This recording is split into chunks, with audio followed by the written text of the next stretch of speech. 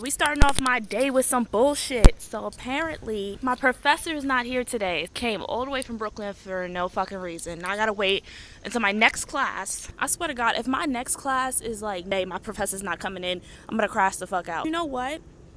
If it's not, I actually have another thing I could. Saw this thing, it was for a play or a theater or something like that. One of the roles stuck out to me. His name is Akane, and she's like some bitchy anime schoolgirl or something. I think I fit that description. Plus, they was talking about some free food on the flyer, and you know your bitch loves some free food. So now it's like 9 o'clock in the morning, and I'm eating a pepperoni pizza. Well, technically it's 10 o'clock, so it's not really that bad.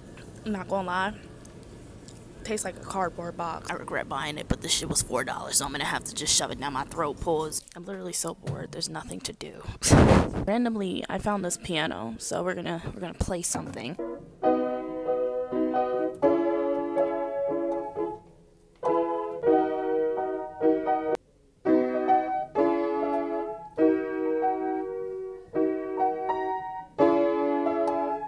I'm not a piano bitch. I hate mornings. It'd be so boring and miserable. There's this guy right now. He's playing the piano, and I think he's really cute. But like, I'm scared to go up to him because I don't know if he's gay or not. I'm kind of traumatized from last time. Like, I don't have any more Riz in me, so I'm gonna give it up. All right. He's really talented though. I mean, he's good with his hands. So does that mean like he's gay? I don't know. I give up. I'm tired of playing the guessing game. I don't fuck love.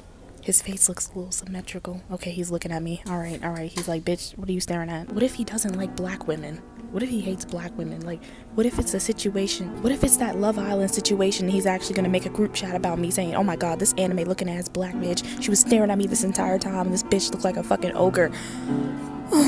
Maybe I'm completely overthinking this and I should just go up to him and say hi. But I'm not gonna do that because you might be like, wait, didn't you go up to some white boy last time and say the most out-of-pocket shit? Why are you scared now? Because this is a controlled setting. Well, either way, I can't do it now. He's talking to people, and I think that would be really awkward. So that could have very well been my soulmate, and I'm just sitting here being a little bitch.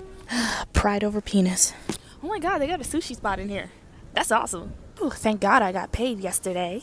But you know what, while we're on the topic of money, I would like to say, a lot of people have this misconception that because you're homeless, you're broke or something. No, I still have a job. Matter of fact, I have technically 3 jobs if you think about it. I work at a venue, I do social media, and I also make music, and I make quite a bit of money from that. Enough to sustain myself. The problem is not the money. It's not the money.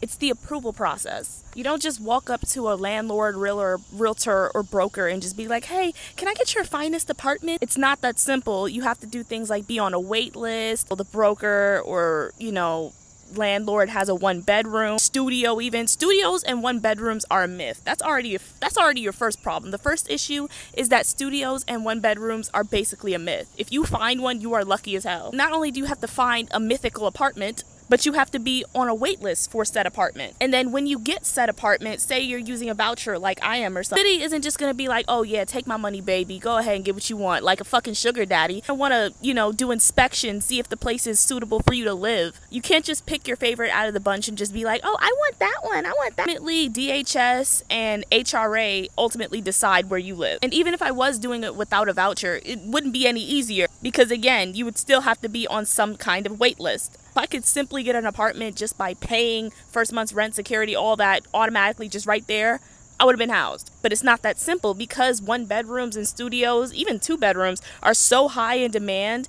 It's not that simple to just go up to one and be like, oh, I want it. No, you gotta talk to the management company. You gotta be put on the list for the management company. It's a whole bunch of stuff. It's a whole bunch of things and it's a whole bunch of that. And especially if you have a voucher, it's a lot of approval process. I say this because I have a lot of ignorant people who come into my comment section like, oh, if you're so homeless, then how are you able to buy this? Or how are you able to get that? Or why do you have a coffee in your hand?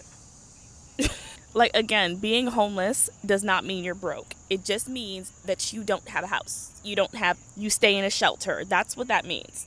And also, if you're from New York, automatically you have money. I'm just going to let you know this right now. It don't matter where you're from in New York. If you're from New York City, you make money.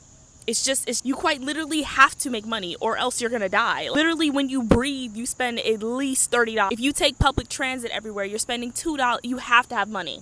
So I don't really know if like Southern homeless versus New York City homeless is like a thing, but if you're homeless in New York City, that just more than likely means you don't have an apartment. But that does not mean that you don't have any money. And again, I can't speak for other states, but here, every New Yorker has money to some degree. It doesn't matter if they got only $5 in their bank account or $100 in their bank account or $1 million. It's crazy to me because when people hear about homelessness in New York City, the first thing they think about is the people on the train begging for change. Like, and I'm gonna let you know this right now, they have money too.